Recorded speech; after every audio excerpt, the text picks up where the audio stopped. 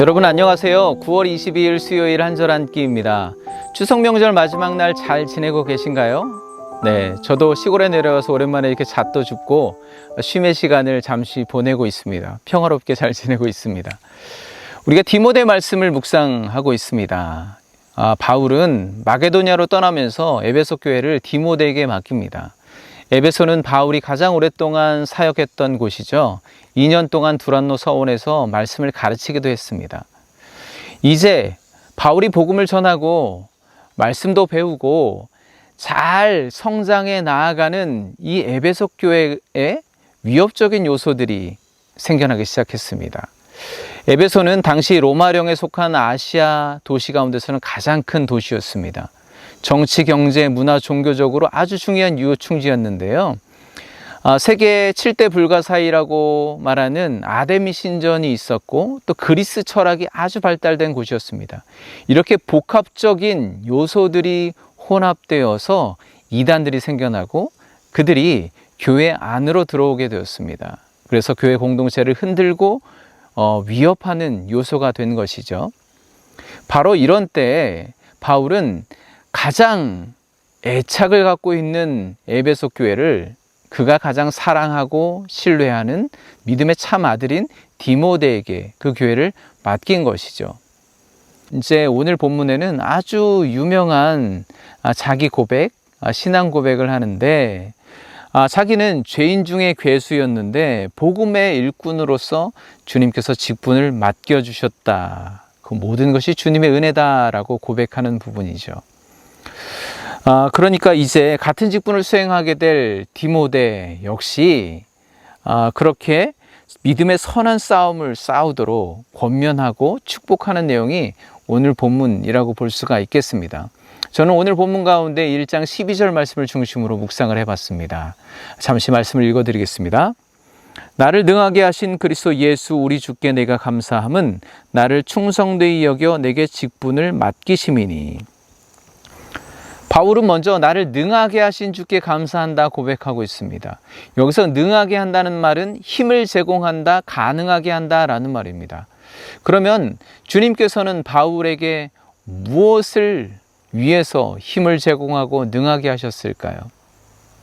바울에게 있어 내게 능력을 주시는 자 하면 떠오르는 말씀이 있습니다. 빌립보서 4장 13절 말씀이죠. 내게 능력 주시는 자 안에서 내가 모든 것을 할 수 있느니라. 모든 것을 할 수 있게 능력을 주신 하나님, 그렇다면 바울에게 하나님은 어떤 능력을 주셨을까요? 그 모든 것은 무엇일까요?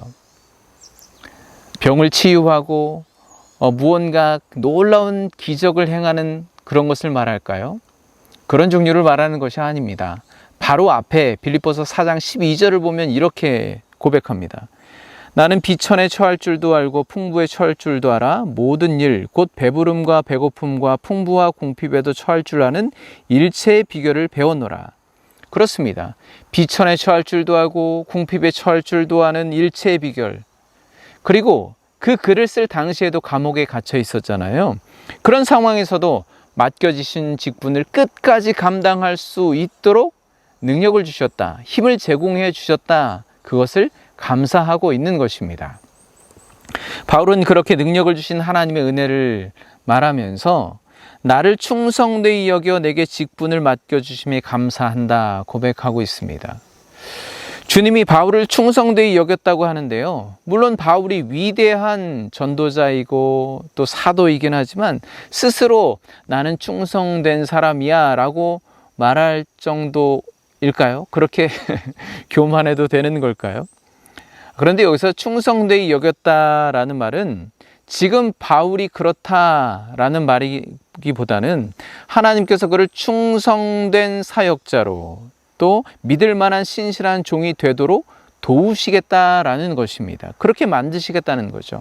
충성된 자로 보시고 그렇게 완성해 가시겠다는 하나님의 의지가 담겨 있는 말씀이라고 할 수가 있겠습니다. 그리고 그에게 복음을 전할 사도의 직분을 주셨음을 감사하고 있죠. 여러분, 오늘 이 바울의 고백이 우리와 무슨 상관이 있을까요? 어찌 감히 위대한 사도 바울과 비교할 수 있을까? 나에게 이 말씀이 과연 적용될 수 있을까? 그렇게 생각하실 수도 있는데 결코 그렇지 않습니다. 그 증거가 무엇일까요? 주님께서 우리에게 복음을 맡기셨다는 것입니다. 예를 들어서요, 어떤 큰 부자가 있는데 자기 재산을 누구에게 맡겨야 한다고 할 때 아무런 일면식도 없는 길 가는 사람 아무나 데려다가 내 재산 맡겨줄게, 그렇게 할까요? 절대 그렇지 않습니다. 이모저모 다 따져보고 여러 가지로 고르고 골라서 충성되고 믿을 만한 사람을 결정해서 그 사람에게 맡기지 않겠어요? 하물며 구원의 복음, 예수 그리스도의 생명의 복음은 어떻겠습니까? 그 가치를 비교조차 할 수 없는 복음을 우리에게 맡겨주셨다는 것은 무엇을 의미할까요? 곧 하나님께서 우리를 충성되게 보시고 믿어주시겠다는 의지를 보여주시는 것입니다.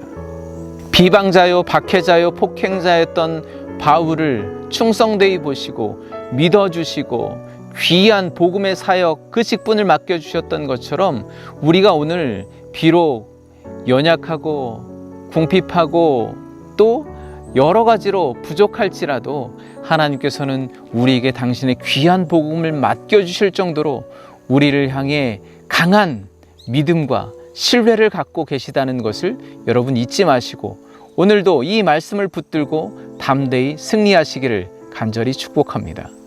오늘도 평안하시고 내일 다시 뵙겠습니다. 감사합니다.